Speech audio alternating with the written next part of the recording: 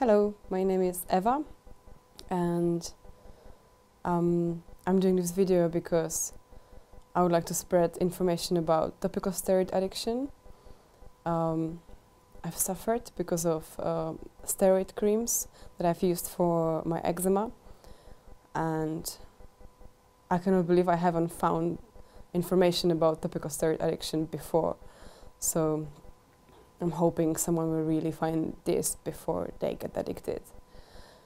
I had a little eczema about 5 years ago, just a little patch on my wrist, and I went to the doctor and I got prescribed steroids. I knew they are not very good for me, but I've used them anyway because I just wanted to be healthy, and I was starting my studies and just really wanted to focus on that and not on my problematic skin. So at the beginning the steroids worked very well, and that's usually how it works for everyone. Eczema went away, it was great, but then of course it came back and it spread more. Suddenly I had eczema on my neck as well and on my arms after a couple of years, and I just kept going back to the doctors and asking them to help me somehow differently. I was asking for an allergy test, or I was asking to be sent to a dermatologist.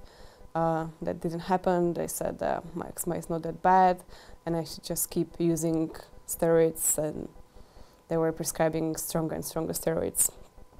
So after 4 years of using steroids in this way, I basically had eczema all around my body, and it was really uncomfortable. And in that time the doctor suggested oral steroids, at which point I was just, I already knew that that's very bad and I didn't want to use oral steroids, and I started to Google additional information about eczema and how to heal it naturally.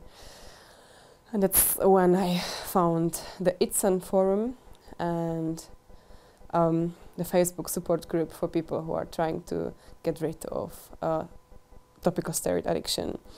So at first I was like really upset and shocked. I couldn't believe there are research papers out there on topical steroids addiction, yet my doctors were prescribing me steroids for such a long time. I couldn't believe that. I was just outrageous. Anyway, I had to realize that yes, I am addicted on steroids, and the only way how I can heal is stop using them, which I did, and then the horror started.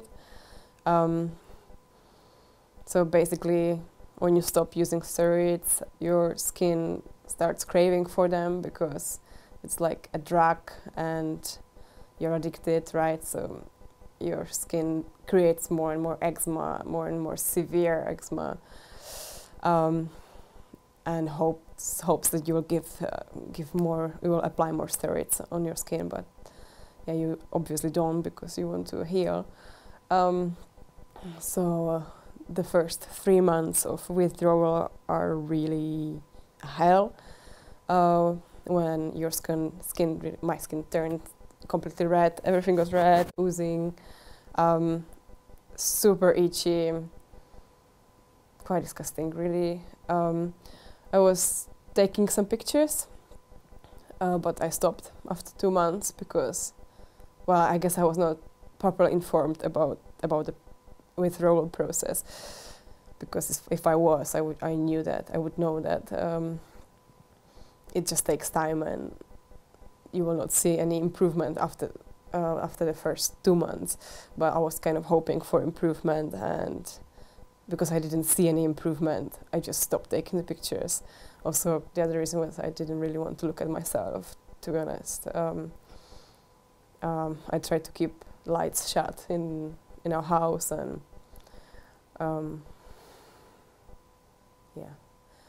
So now I'm in my 7th month and my skin is much better.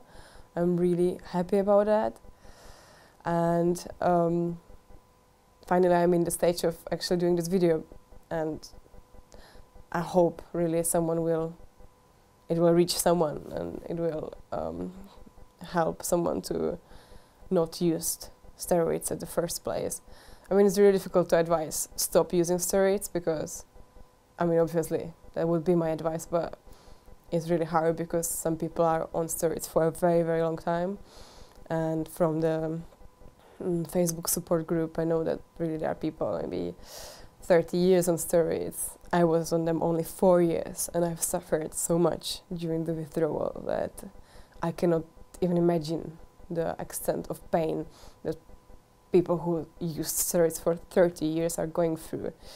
So there are really, really brave people out there trying to get rid of the addiction. And during my withdrawal, I've been so thankful for this support group on Facebook and for all the information posted on Itsen, and of course for the support of my family and friends. And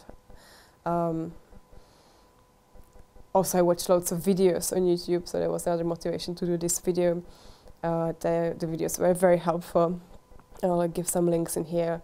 And yeah, I'm sorry I wasn't able to do a video earlier, but it was just too painful. I was just not brave enough, to be honest.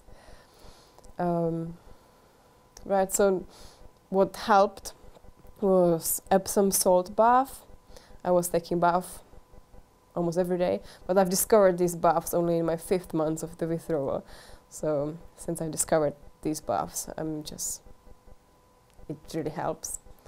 I'm using shea butter on my skin, and I'm showering cold water, which really kind of cools down the heat that comes from your skin or from your body, really.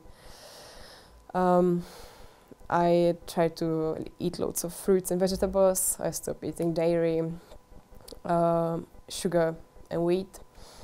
And I definitely can see improvements on my skin, but also on my asthma. So after I changed my diet, really my asthma got so much better. So if you really want to heal your eczema or asthma, I think we need to look at different ways, not only pills or inhalers or creams. It's much more holistic and much more complex.